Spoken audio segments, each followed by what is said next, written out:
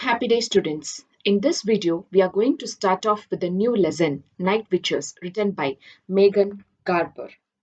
Megan Garber is a staff writer at The Atlantic, an American magazine where she covers culture.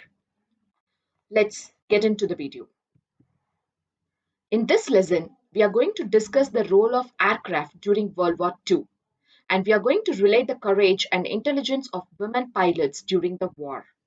And here we are going to discuss about the women fighter pilots who were called as Naphtahexen. And here we are going to discuss the difficulties of the women pilots in a male dominated profession. Before getting into this lesson, we should know what is World War II. World War II is a war from 1939 to 1945 in which many countries fought. The Soviet Union and Germany were on opposite sides. The narrative is a tribute to the Night Witches, the all-female military aviators of 588th Night Bomber Regiment who were hated, admired, feared, and honored. They were a dedicated regiment who stood the test of hardships only to emerge victorious. The Germans hated and feared them and used a derogatory term, night witches, to refer to them. The Russians were prejudiced against them, considering them as inferior, as girls who lacked the stamina to be soldiers. The night witches were at a disadvantage due to the preconceptions of their own air force that they were unsuitable to infringe on a male terrain. They did not have uniforms tailor made for them. They had to wear cast offs from the men. Their planes were not equipped for bombing sorties. They were light and could carry only two bombs at a time, and so the pilots had to make multiple sorties. They were flimsy and inflammable. They had open cockpits, and so the pilots had no protection against the winter cold. Though women were initially barred from combat, Major Marina Raskova used her position and the personal contacts with the chairman, Joseph Stalin, to obtain permission to form female combat units.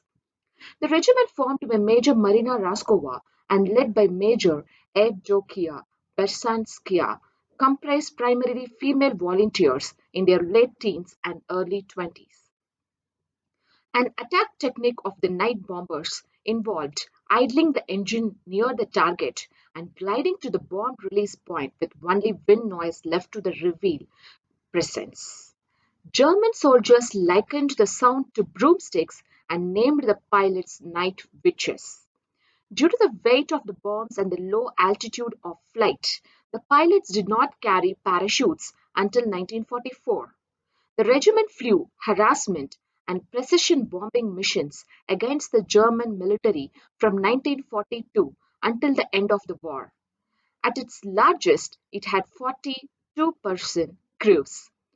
The regiment flew over 23,000 sorties, dropping over 3,000 tons of bombs and 26,000 incendiary cells.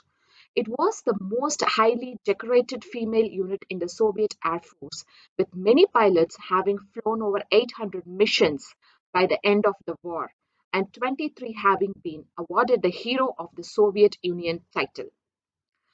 But they received a cold welcoming by their fellow male army persons. This all female flying squadron was not welcomed into the military with open arms. Many of their male counterparts saw them as inferior and treated them with lack of respect. The women of the regiment were also given hand me downs of uniforms and oversized shoes by the men, as well as rudimentary tools such as rulers, flashlights, pencils, etc., that lacked the luxury that the male soldier received with their tools, example radar guns, radios, etc. The night witches, or Naxalhexen as they were called, were a brave lot who went beyond their call of duty as crop dusters and trainers to become fighter pilots in their war-torn country.